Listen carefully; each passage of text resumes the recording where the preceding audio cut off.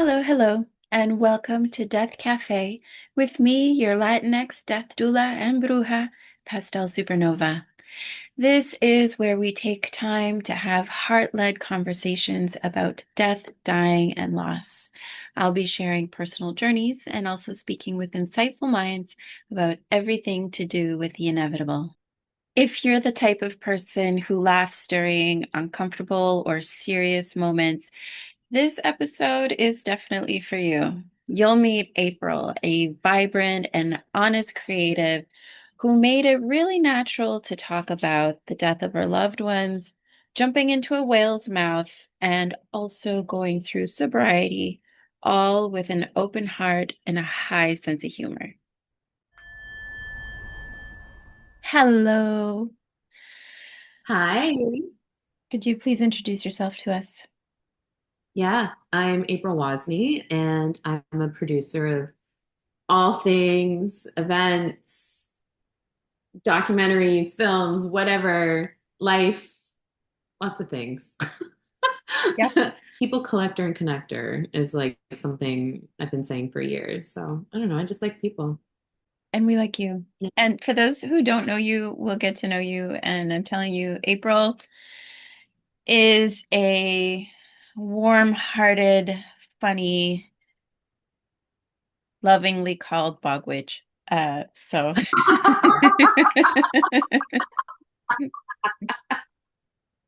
Thank you, Pastel. you are most welcome. That's an excellent introduction.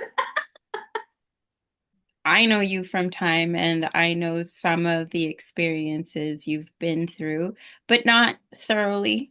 Um, Mm. and I would love to know more. So let's just dive right into what's your current relationship with death?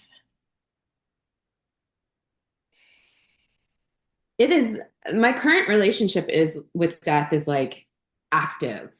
It is very active, it's very present.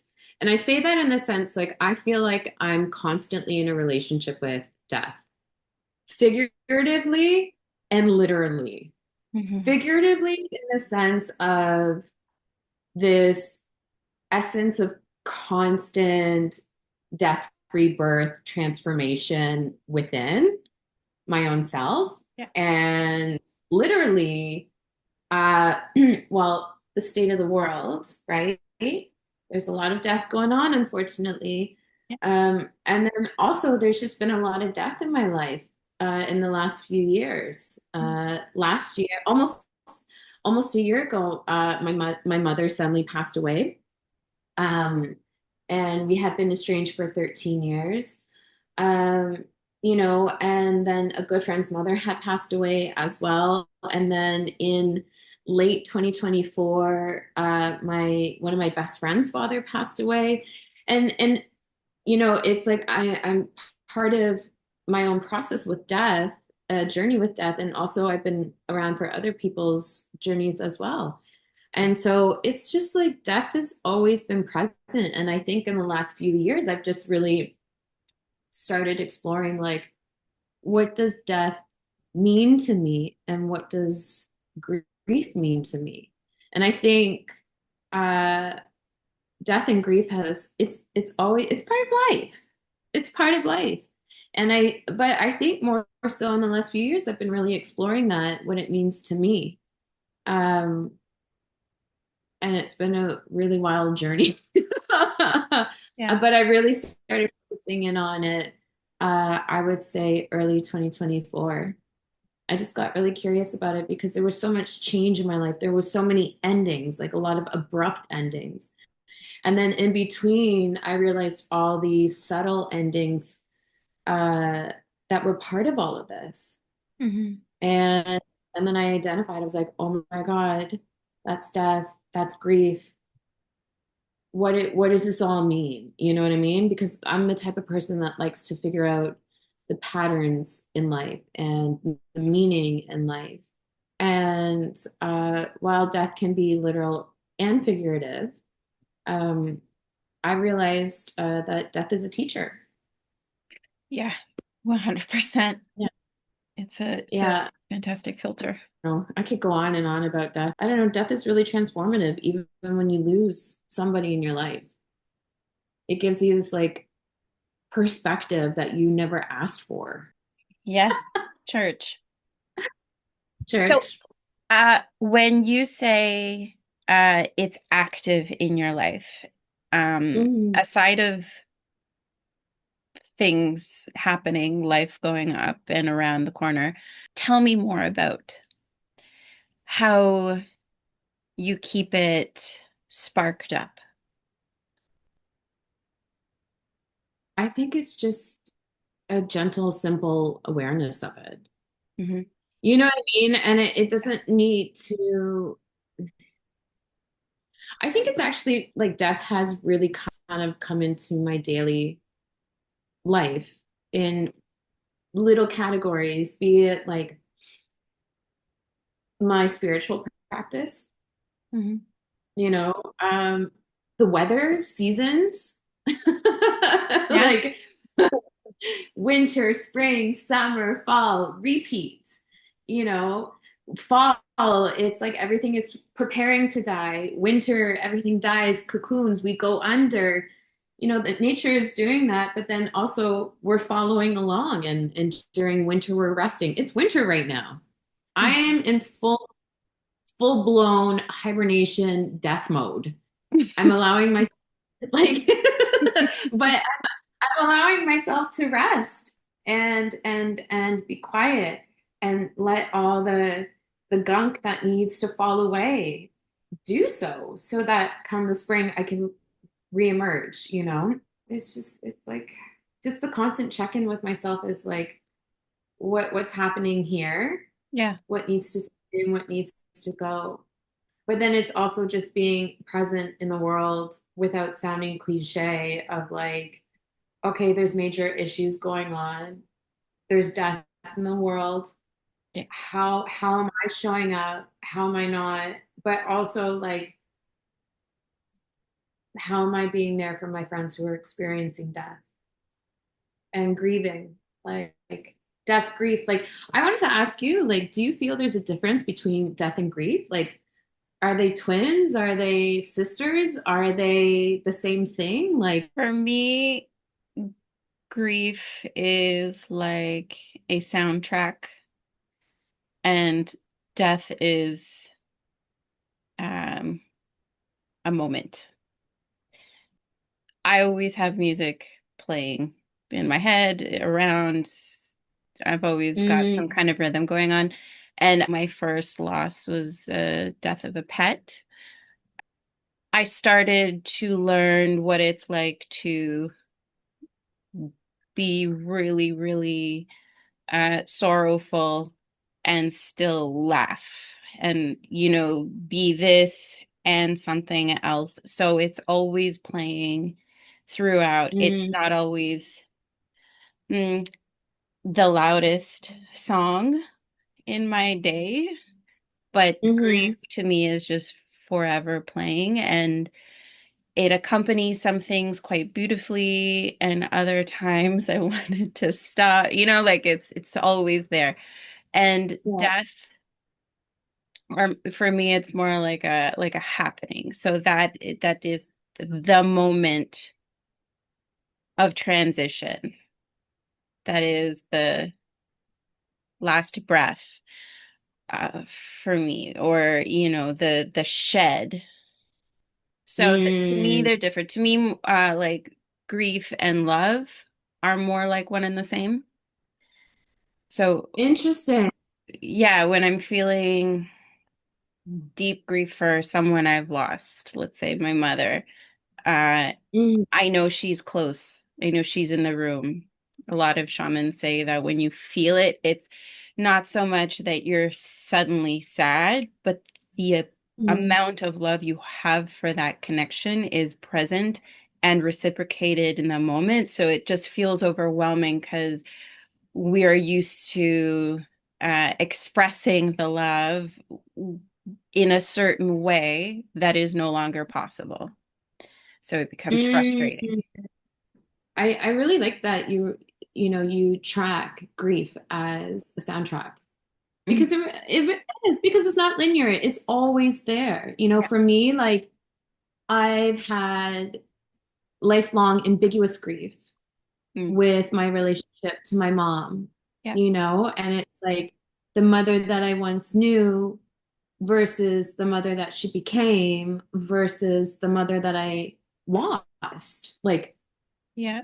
transitionally, figuratively, but then also physically, you know, and it's like going back to, you know, death teaches and grief reveals, and grief has revealed all these multiple versions Mm. of her to me. When I lost my mom, you know, to go back to laughter, what you said, first of all, nothing prepares you for parental loss, no matter how close or estranged you are. Mm. Nothing, nothing, nothing. And there's this, you know, parentless club that really does exist. And it doesn't matter if you're close with a person who has lost a parent or not, you're automatically in that club. And that other person who has also lost a parent, it's just this immediate hug. It's this immediate initiation. And so I had the good fortune of a few people who had reached out. And one of the pieces of advice that I got when I lost my mom was do what you need to do, cry, sleep, eat, whatever. And then she said to me, but don't forget to laugh. That that piece, that little don't forget to laugh helped carry me through during that time, those weeks, those months afterwards. I'm Yeah. so grateful for that because I always feel like in my head when death happens, we have to be like, oh, you know, it has to be so heavy because it does feel so heavy, but it doesn't have to be so uh, constrained. And we are allowed to feel laughter. We are allowed to feel love. We are allowed to feel joy in those moments of death.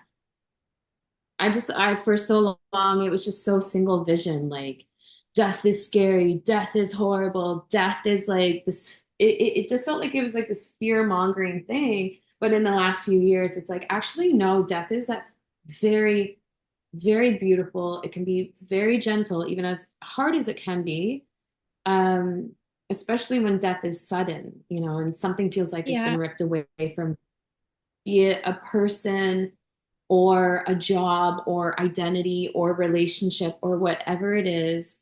There's this like death can hold you in the most beautiful way. It's like, I don't know, I've just embraced it in my life the last few years. Just Right. out of curiosity, but also it was like, no, it's here. You gotta face it. I'm not giving you a choice. Here's death, death, death, death, death, death. And I'm like, okay, okay, okay, okay. Like, I surrender, you know?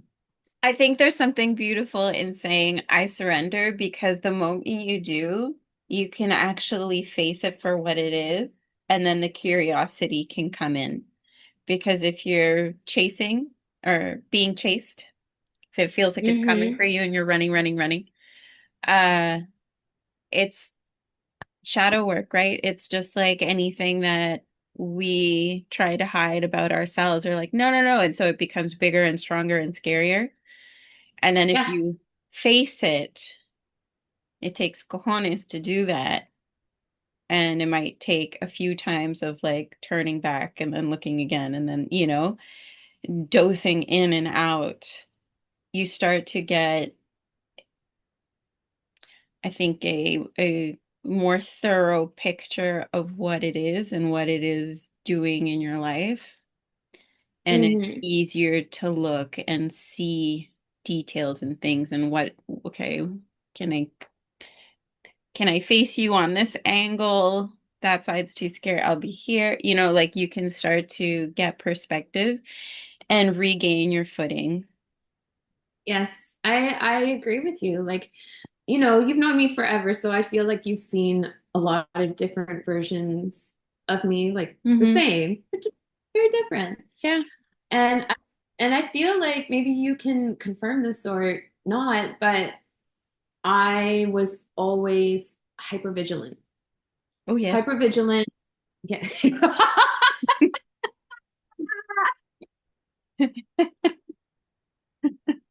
Thorough. You're very They're thorough very thorough. and But resourceful. but this hypervigilance, it was a form of control because I needed to control my environment, Right. because I needed to predict the outcome, and like that was a form of safety and whatever trauma. But I mean, a lot of us do it, but now as you grow older and get more experience and whatever, that form of hypervigilance was an avoidance of transformation, which was an avoidance of death, which was an avoidance of shadow work. Hmm. Because you're like, no, no, no, no, no. I am going to live my life like this. I am going to prevent from this happening so that this can't hurt me or this can't do this to me. And then in the end, when you kind of take a step back, you're like, oh, I was avoiding the shadow work. I was avoiding the scary stuff when it wasn't that scary at all. Because listen, like, it's not easy holding a mirror up to your face. Mm-mm. It's not easy looking at the ugly bits, and it's kind of like, it's actually better to sometimes gently let go. And to your point, okay, I'm going to check this out. I'll come back and check this like shadowy bits later. And then, sometimes you're just, again, forced to look at the shit, whether you want to or not.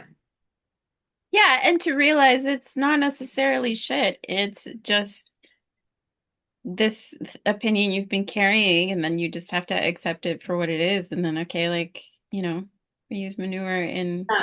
growing other things. So, like, how can I make this fertilize a part of me? Or, like, dig it out and throw it in someone else's ditch.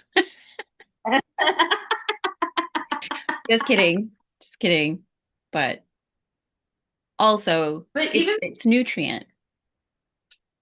okay, and to touch base on fertilize and nutrient, let's look back at nature for a second. Volcanoes, Hmm. right?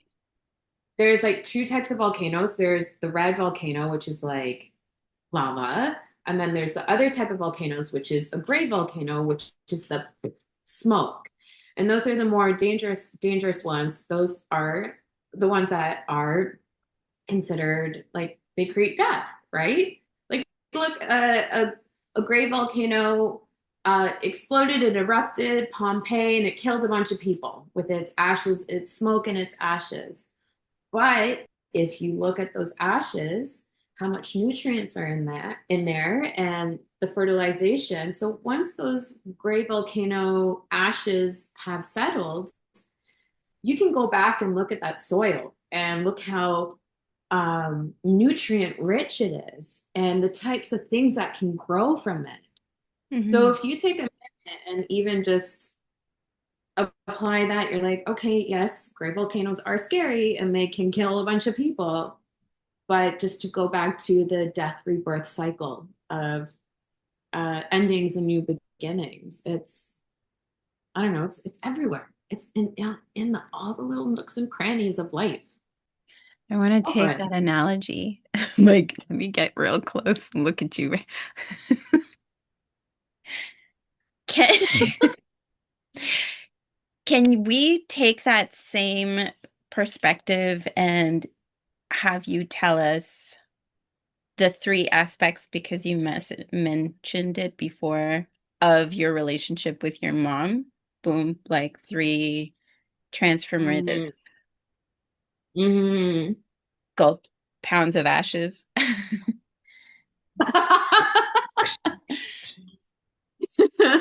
Yeah, it was like, I won't get too into it, but I'll give you the top level Yeah. of it all. So, my mom was, it's no secret, my mom was very mentally ill, right? And so I'm the firstborn in the family. I just want to say that. And so when I was a kid, I had a mom. So version number one, I had a loving mom, Yeah. and then she got mentally ill, and then she turned into another person. And so there's that transitional point of ambiguous grief from a young age where you're like, whoa, I had a mom, to like, who is this person? And Hmm. it was also in a time where mental health wasn't really a thing. Yeah. Do you know what I'm saying? Like, Yeah. do you remember, when people would have cancer, it was like taboo to talk about cancer. Yeah.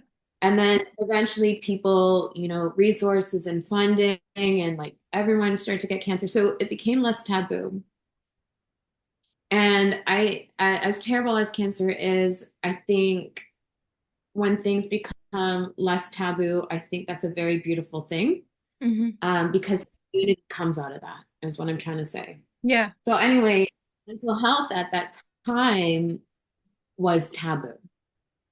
And so, version one, I had a mom, loving and kind, and then the mental illness and addiction started. And then she turned into a different person. Yeah.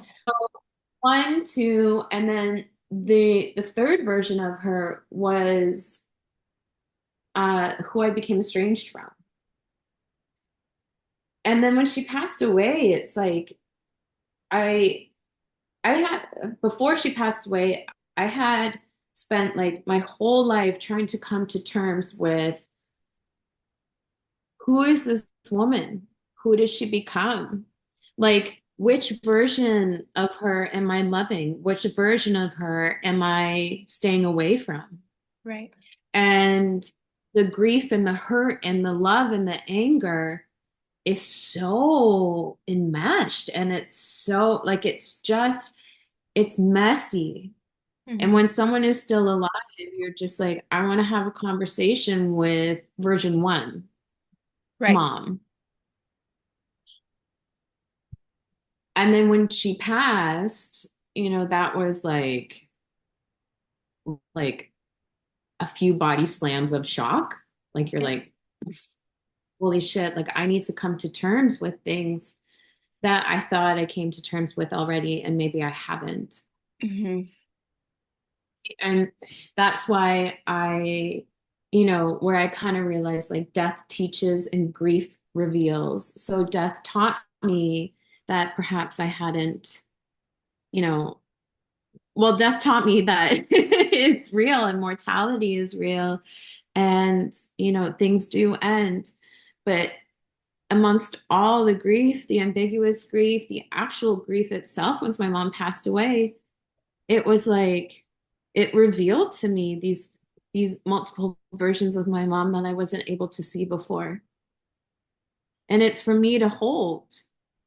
And also with the death of her, it's like, oh, I thought I knew her, but I actually didn't. I thought a lot of things that maybe I wasn't right about. Hmm.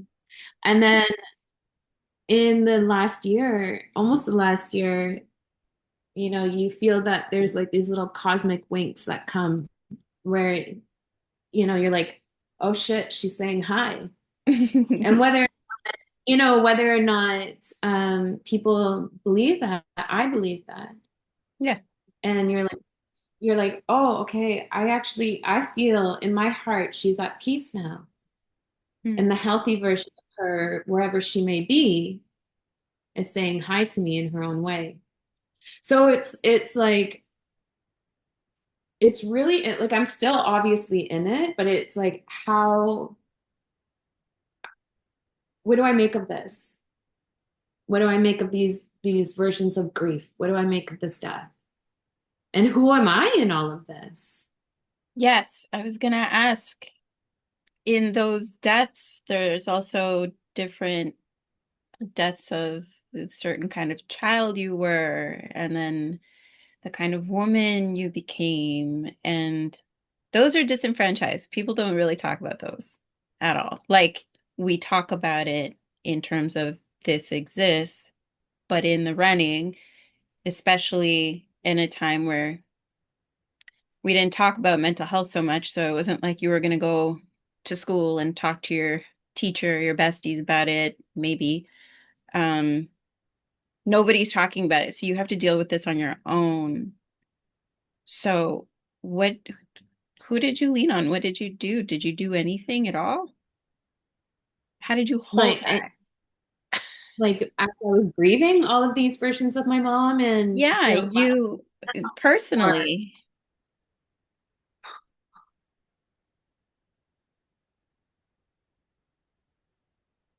I don't well, I loved alcohol a little too much, and I loved cocaine a little too much. So and that's well known. Like I've been 10 years sober now, but it's like I used other sources to cope and to grieve.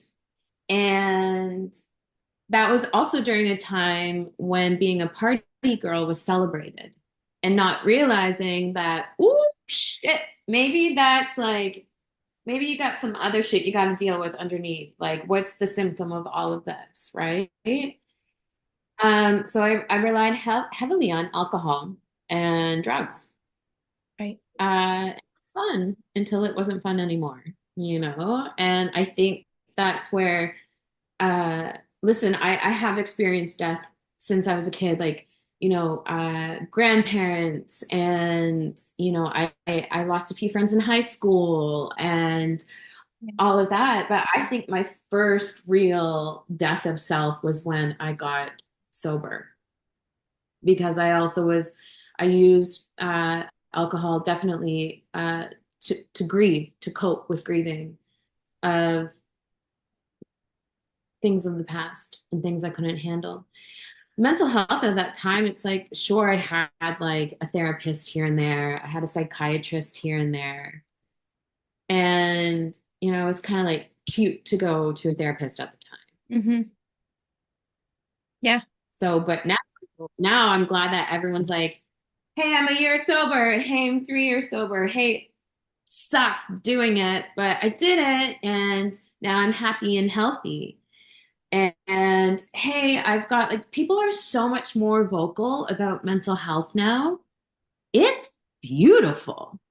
Yeah. It is beautiful. And like even when I got sober, I didn't tell anybody I got sober until I hit my first year. I came out of the sober closet and it was just like being sober, like getting sober at that time. Like the only reason why, and I've said this out loud before in public, where it's like the only one of the main driving factors as to why I came out of the sober closet was because people were gossiping about me, and they were like, "Oh, April has a problem. She's an alcoholic." It's like, yeah, but I'm sorry, but you're not going to tell my narrative. I'm going to. And actually, I'm very proud of myself for getting healthy. So shame on you, kind Yeah, of like in a 100%. way. It's like you're gonna shit on someone for getting healthy. Get Mhm. out of here. I just said a word that actually brought something up. Shame. So, which, does tie into what we're talking about right now. 100. But shame, I truly believe shame is a killer. Yeah. There's it, and I feel like shame will bring you quicker to your own death in a way, and I think about people in my life that I've lost, knowing they died with so much shame in their hearts, so Mm. much shame in their bodies, unresolved, and they held that. Yeah. And what a prison that is to not come to terms with. Like you take that shame to the grave, literally. And I feel like there's a few people in my life who have gone on, who have passed away, where shame became so all consuming that it changed who they were. And I just look at them and I'm like, I wish you could have lived a little more freely and authentically as you, like it just hurts. And like when I see that about like people who maybe are hiding mental health or addiction or like whatever secret it is, Hmm. it just makes me feel for them. I'm like, I don't want you to live this one life that you have in this moment full of shame because Yeah. that's what kind of life are you living? Death work, what you do, being a death doula is so important. People, I believe that people really do have more agency over their own death if they know that they're end of life. They really do. They don't have to go to bed with this shame that they're holding. It can be such a more beautiful, peaceful experience. It can be spiritual, it can be whatever it is. It can just be like, I don't know. I think death work is so noble and I think it's so needed. And I just have so much respect for people like you who work in this space in palliative care and all the things. Like, I think for me, you know, I had never spent time in a hospice before. And, just over a year ago, one of my best friends, her father was in hospice, and I had the honor, because it was an honor to be able to be with her and him and the family the last 5 days of his life in hospice. Mm. And end of life care is such, it's beautiful, it's hard, it's necessary. Because at the end of the day, not only the person who is end of life, but the family, the friends, the people in this one person's life all deserve dignity. They deserve care. They deserve love. I also believe that because while death is ever present in our daily lives and all the little different ways that we spoke about before, um, I'll use the example of heart surgery, right? While heart surgery is a common practice, it's not common for the individual receiving it. Hmm. Yeah. And I feel the same way about death and death work for people who are end of life and their loved ones. You need someone like you to shepherd the person, shepherd the people. Because even for me, like going through my mom's death,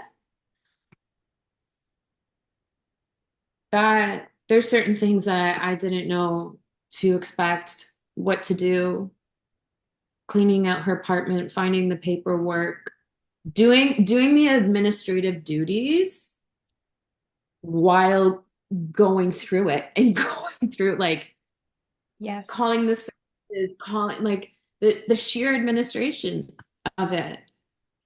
And then having just be there for my family and myself. The phone calls of this, that, like it's a lot. Yes. The, And the act of death is arduous.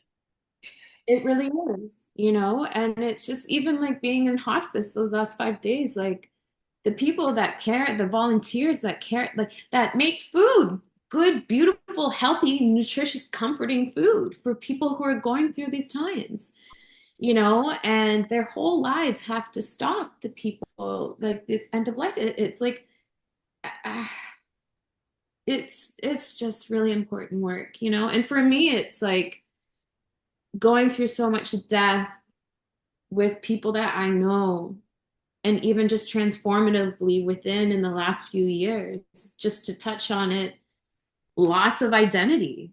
My identity had been so incredibly embedded in Toronto for decades. And suddenly that was stripped away from me for whatever reason. A long-term relationship that was not great, you know, losing a job. It was like loss of identity, loss of relationship, loss of, job, while all these, I'm losing my loved ones in the end, it was like, holy shit, And then that's when I started exploring grief. And I went to this like living funeral death meditation where I was like, whoa. And just exploring grief that way. And then I realized throughout the process that I'm not afraid of death itself. Mm. I'm not, because I think like I've kind of not found a friend, but I've become more comfortable with it over the years. And I've seen the transformations that it can bring within myself, with others. The one thing that I am absolutely terrified of is not death itself, it's not trying for the things that I want in my heart. And that goes back to the authenticity of living your life. You know what I mean? Like, I'm Yeah. terrified. I'm terrified. There's things in this life that I want to do that I'm terrified that I won't start, Mm. and part of that, I want to do everything. But there's a few key things in my life that I want to do. And with the death of my mother, and I also turned 40 recently, it's like there's this like fire under my ass saying, bitch, get to it because you deserve it, And then all these other things that come out of death is like my self-worth and like looking at my life and structure. You're like, like it's been a lot, So much. So it's a lot, but if you just kind of are a little bit gentle with death and grief and you listen to it and you allow it and you surrender to it, it's not the worst thing in the world. Have you That's not. made any expectations for your own death in terms of either planning, ceremony, or do you ever like, I call it fantasizing about like how you would like to go? Yes, Tell me everything. absolutely. Absolutely. I don't know how I'll die, when I die. There's a part of me that's like, I feel like I might like somehow, end up dying like at 52 or 54 or something. But then there's the other part of me that's like, I don't know, like I feel like maybe I'll make it to my 80s, but I don't know.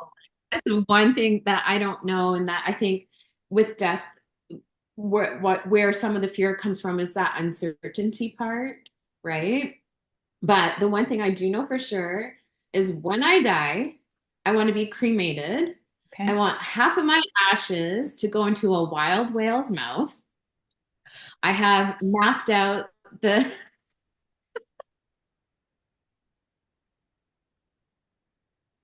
Yes, I applaud with a but moonstone in my hand. Yes. Keep going. Tell me the rest. so half of my ashes go into a wild whale's mouth, and then the other half of my ashes go into like a redwood or sequoia forest, and maybe a little sprinkle of ashes go into shit, what's that ride at Disneyland? Like the space one.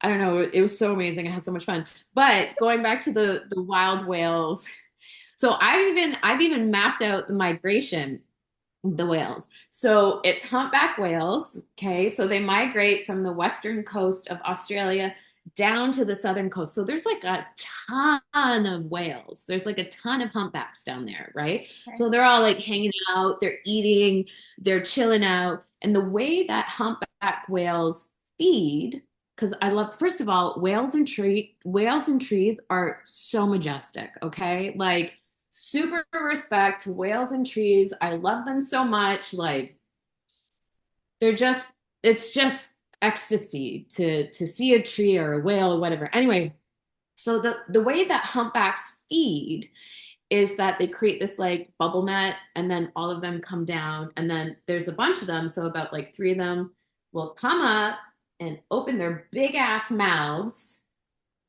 and then they surface, and then so based on the amount of whales that migrate to the southern coast of Australia, the way that their big ass mouths open, Yeah. your probability of throwing my ashes into a wild whale mouth is high. So, whoever I love, I'm going to send you on a trip to Australia. And then I'm going to send you on a trip to like Central Coast, California, like ish, to throw you into the forest with a bunch of like majestic redwoods or sequoias. You're That's throwing how I'm your going to. loved ones into this amazing pilgrimage adventure. I love this. Are you Like, gonna have little like cards, little and now you do this. Get there. What do you call it? Scavenger hunt? yeah, I should. Like X marks the spot. Yeah.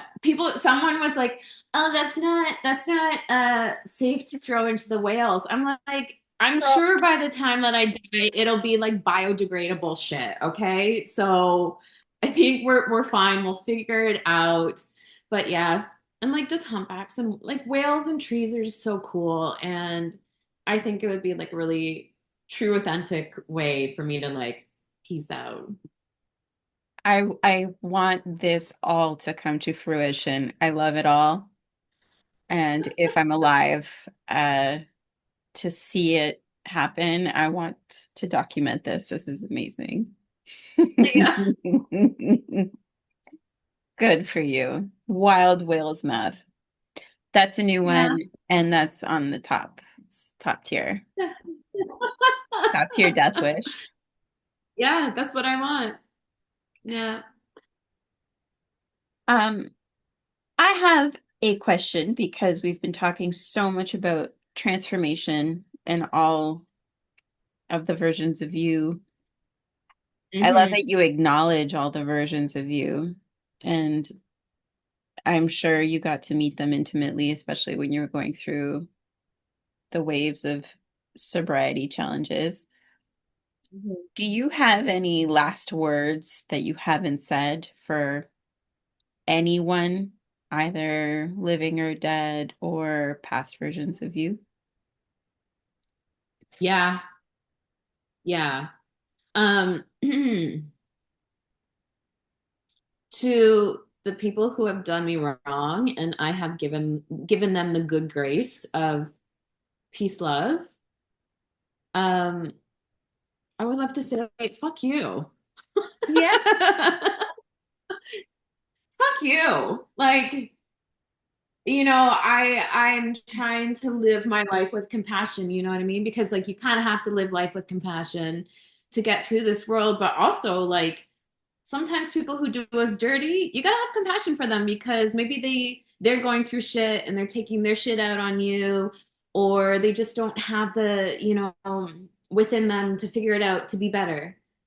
And you feel compassionate towards those people. But there's just some people that I'm like, nah, you you're an asshole and you knew exactly what you're doing or what you did and like fuck you, you're trash, you're a loser, you know what I mean?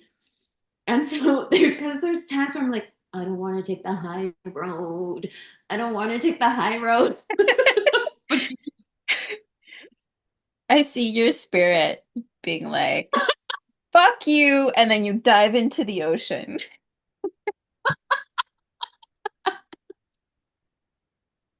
yeah. Yeah. Those are fantastic last words. Yeah. But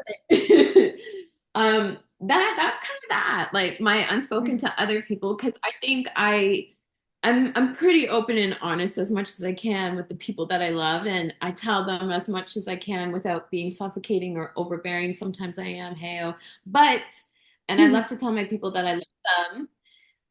However, the I would love to tell the past versions of myself, like, girl, you need to rest and you need to understand that you are worth so much more. Rest and self worth are like the two things in my life that I have not understood or valued until recently. Mm. And I don't like to live in regret because that's just like I can't waste my time on things that I can't change. You know, you take the wisdom of the shit that you learn from the past and you apply the wisdom and experience moving forward, you know.